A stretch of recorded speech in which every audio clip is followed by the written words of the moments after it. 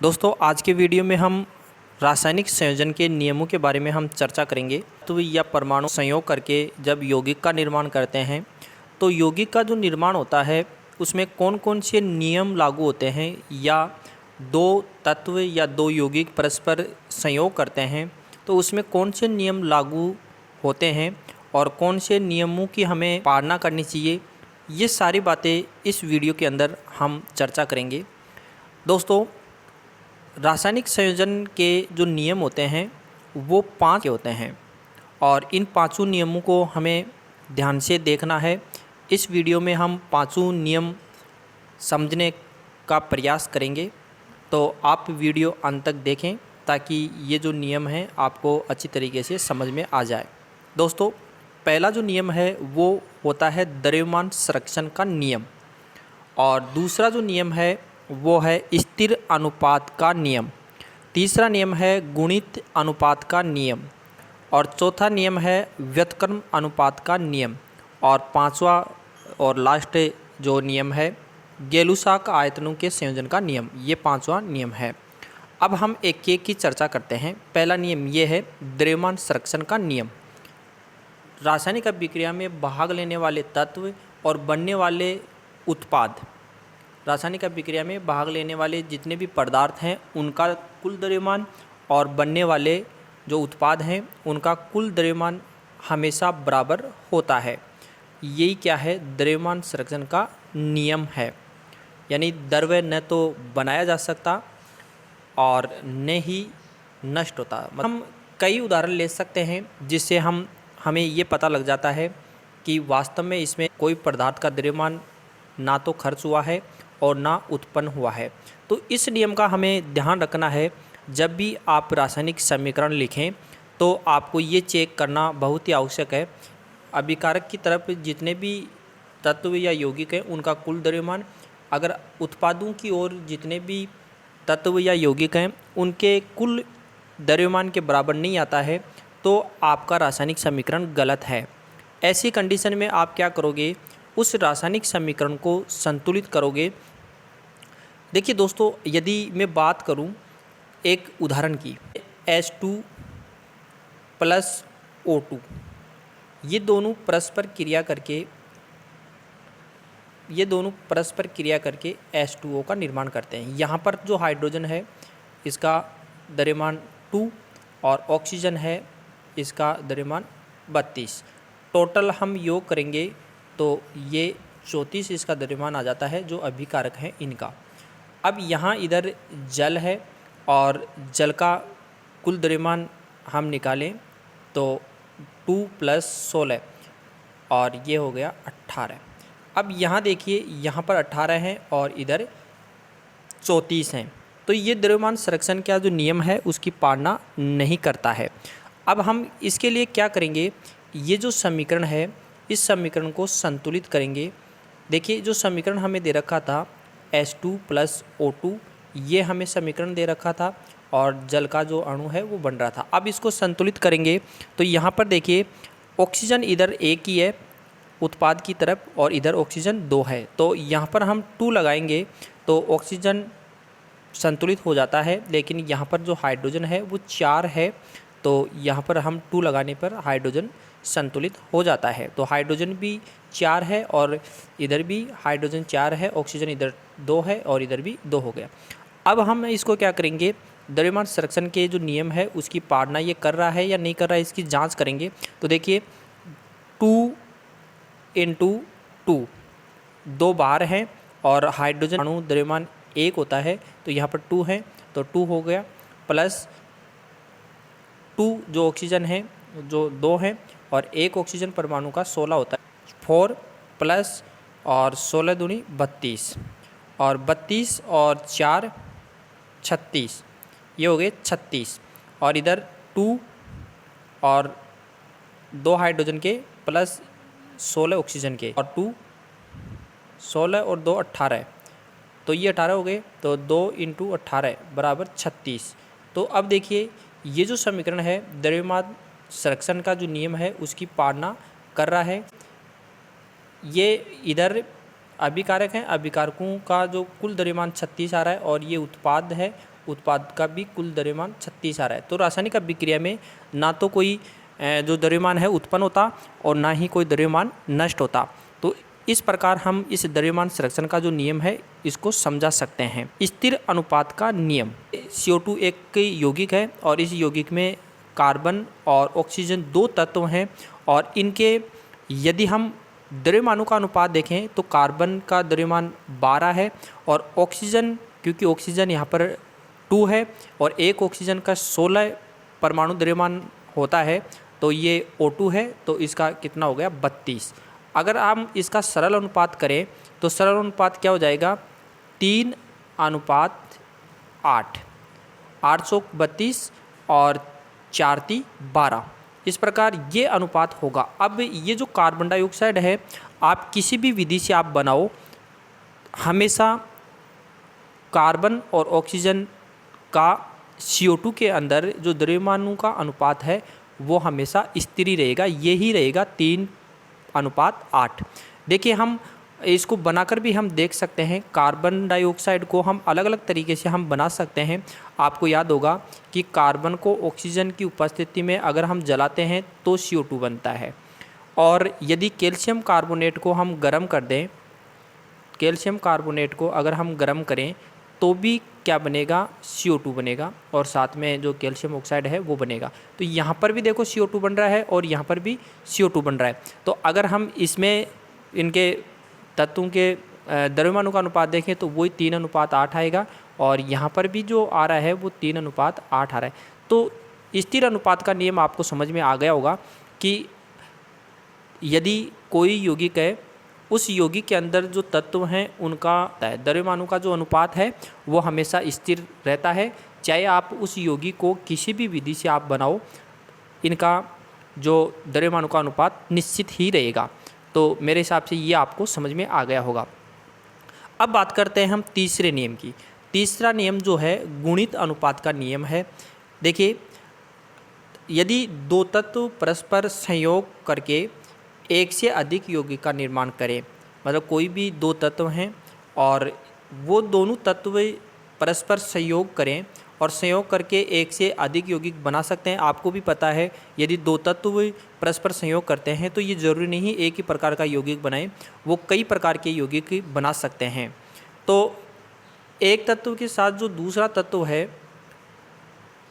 उनके साथ संयुक्त होने वाले जो द्रव्यमान हैं छोटे पूर्णांकों के अनुपात में होते हैं, हमेशा छोटे पूर्णांकों के अनुपात में होंगे। जैसे हम उदाहरण की बात करें, जैसे जो नाइट्रोजन है, नाइट्रोजन N2+O2, यहाँ इसको ध्यान से आप समझिए। ऑक्सीजन और नाइट्रोजन परस्पर क्रिया करते हैं, ये दोनों परस्पर क्रिया करेंगे तो यहाँ पर आप देखिए क्या क्या बन सकते हैं।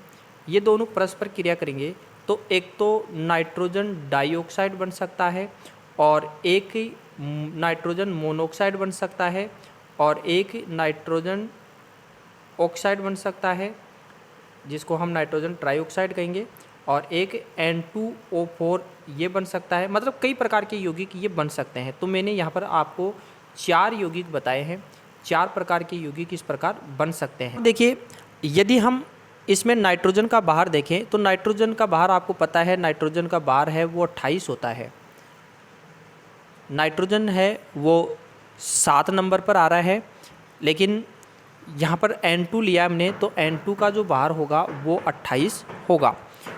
अगर हम ऑक्सीजन का बाहर देखें तो ऑक्सीजन का बाहर देखिए इसमें ऑक्सीजन का बाहर 16 है, लेकिन हम यहाँ इनमें अलग अलग में बात करें, इसकी बात करें, देखिए इसमें जो नाइट्रोजन है, नाइट्रोजन कितना भाग ले रहा है 28 भाग ले रहा है, नाइट्रोजन का जो द्रव्यमान 28 है, लेकिन इसमें ऑक्सीजन का जो बाहर है वो 16 है।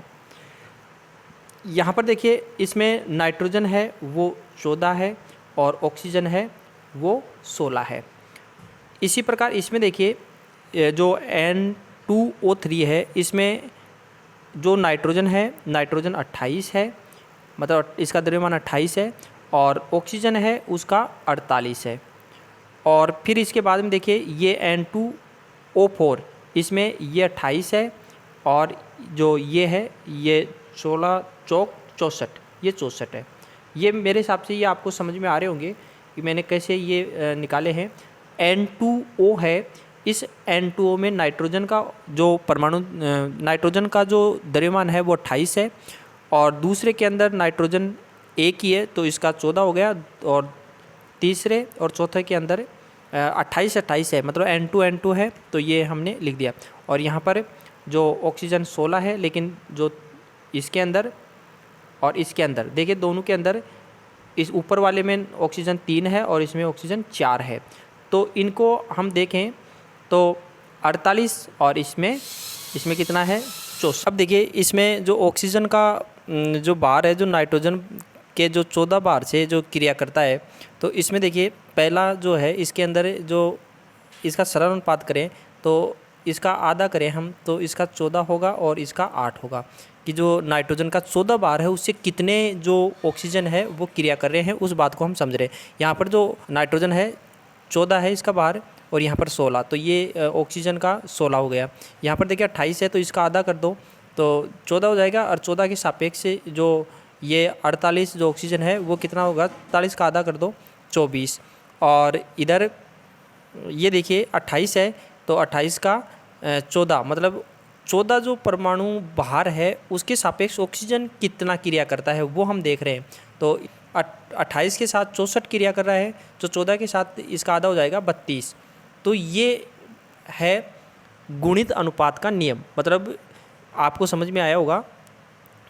देखिए एक बार फिर से रिपीट करता हूँ, यदि दो तत्व परस्पर संयोग करके एक से अधिक प्रकार के यौगिक बनाते हैं तो एक तत्व के साथ दूसरा जो तत्व के संयुक्त होने वाला जो द्रव्यमान है वो छोटे पूर्णांकों के अनुपात में होते हैं, छोटा जो पूर्णांक है उस अनुपात में होंगे। N2 के सापेक्ष ऑक्सीजन कितना है, तो N2 के सापेक्ष इसका तो 28 और ऑक्सीजन का 16 है। नाइट्रोजन का 14 जो द्रव्यमान है, मतलब 14 बाहर है, उससे क्रिया करता है ऑक्सीजन कितना करेगा, तो 8 करेगा। तो इस प्रकार ये क्वेश्चन हम कर सकते हैं। तो मेरे हिसाब से ये आपको समझ में आया होगा।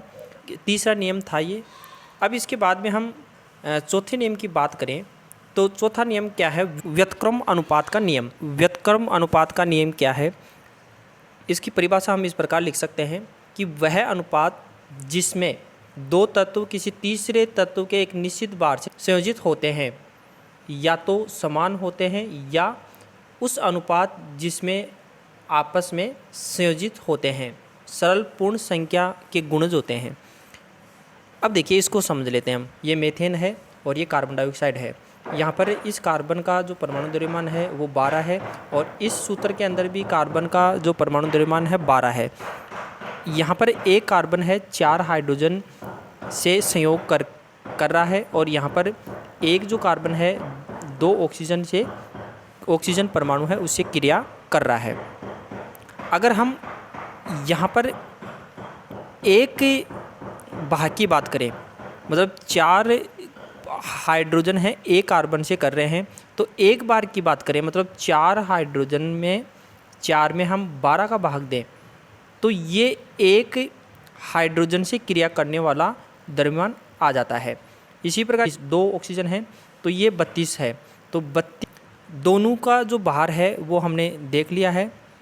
अब इनको बराबर करें हम कि 4 अनुपात में करें, 4/12 अनुपात 32/12। इनका अगर हर अनुपात निकालें तो 1:8 आएगा। अब ये 1:8 कैसे आया, देखिए हमें क्या करना है, हाइड्रोजन और ऑक्सीजन का बाहर निकालना है।